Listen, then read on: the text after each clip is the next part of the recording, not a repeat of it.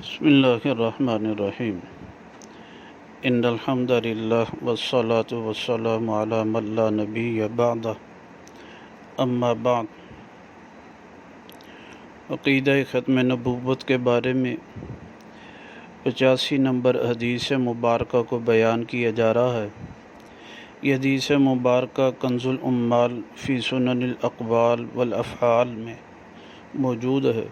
اس کے راوی حضرت حذیفہ رضی اللہ تعالیٰ عنہ، آپ علیہ الصلاۃ والسلام نے فرمایا: انا محمد و احمد والمقفى والحاشر ونبی الرحمت و نبی الملحمہ۔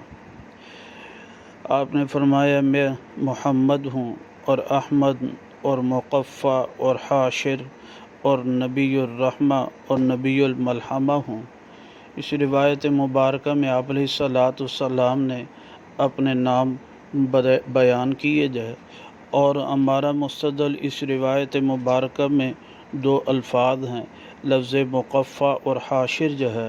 مقفى کا معنی بھی وہ ہے کہ جس کے بعد کوئی نہ آئے جائے، جی آخر الانبیاء کے معنی میں ہے مقفى، اور حاشر کا معنی وہ ہے جس کے قدموں پر سب کو جمع کیا جائے، اور آپ علیہ الصلاۃ والسلام اور قیامت کے درمیان میں کوئی فاصلہ نہیں جو ہے۔